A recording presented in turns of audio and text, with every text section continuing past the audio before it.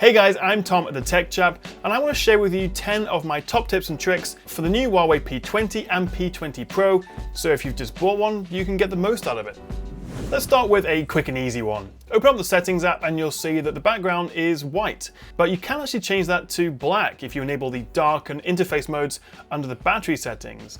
Now, since the P20 Pro uses an OLED screen, this may save a little bit of battery life, and also it's just a bit easier on the eye, especially if you're using your phone at night.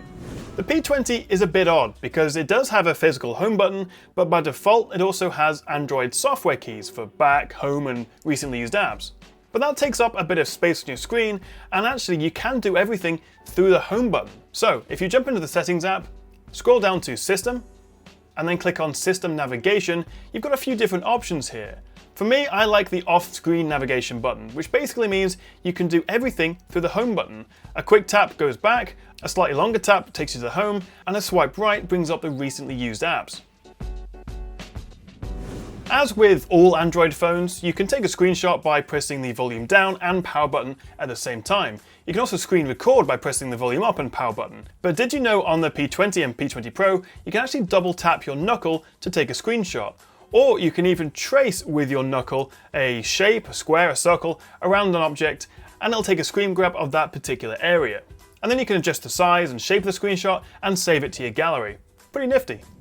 This seems like one of the most pointless features I've ever seen. By default, if you double tap the volume down button quickly, it opens the camera and takes a photo. It's very unlikely you're going to get the scene set up correctly and it's actually going to be a good photo. Much more useful, I think, is if you go to the camera app, scroll down and you'll see the Ultra Snapshot option. Change that from take a quick snapshot to open camera. I think that's much more useful, so when the phone is off, you can then double tap the volume down and it'll just open the camera rather than actually take a picture. One of the best features of the P20 Pro is its camera, and it's actually got a 40 megapixel sensor, but by default that's actually set to just 10 megapixels. So in the camera app settings, you can then change this to the full 40 megapixels. You do then lose the ability to zoom in, and I believe the stabilization isn't quite as good, but you get the full 40 megapixel picture this way, and therefore you can zoom in and the photo retains a lot more detail. At the same time, video is also set to just Full HD by default, and the P20 can shoot 4K video.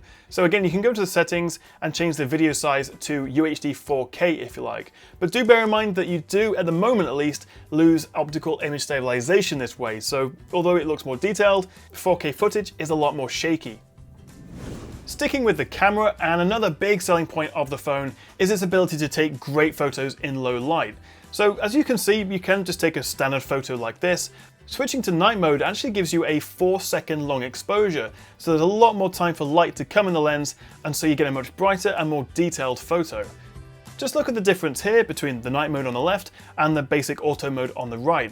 But the lighting is a bit different here, so let me show you this image. This is St. Paul's Cathedral in London, and once again there's a, well, night and day difference between using night mode and auto mode. So if you're in low light, make sure you switch to night mode.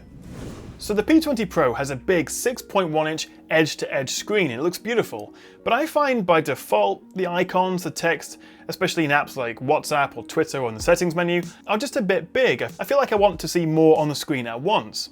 And this is something you can change. If you go to the display settings and then tap on view mode, you can change the size of pretty much everything. For me, I like having everything a bit smaller. It means there's more on the screen at once, but you could also make everything bigger if you prefer. Perhaps if your eyesight isn't as good, or if you just want to see less stuff on the screen at once and keep things simple. And as you can see in the settings menu and Twitter and WhatsApp, there's so much more on the screen now. The fingerprint reader on the P20 is really fast. I use it all the time, but you do have another option, and that is Face Unlock.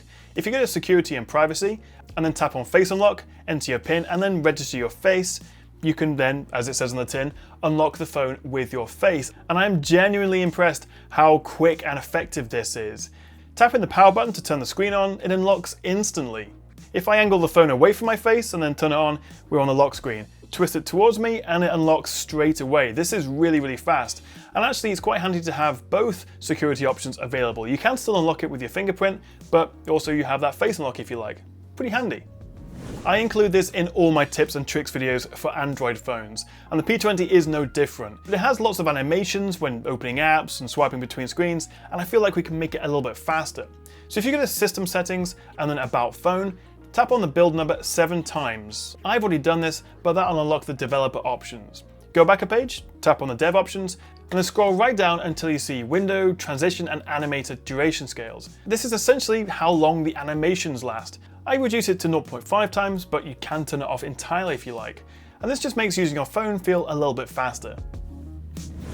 And finally, last but not least, let me show you how you can hide the notch. Not everyone likes it, and in the settings, you can actually hide it. Go into the display settings and then tap on notch, and then here you can actually hide the notch.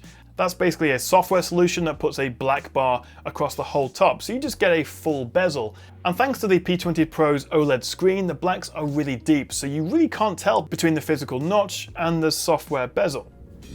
So I hope you found that useful. Do click that like and subscribe button below if you did, and if you'd like to see more videos like this. Do check out my camera comparison and hands-on review of the P20 Pro, which are on my channel right now.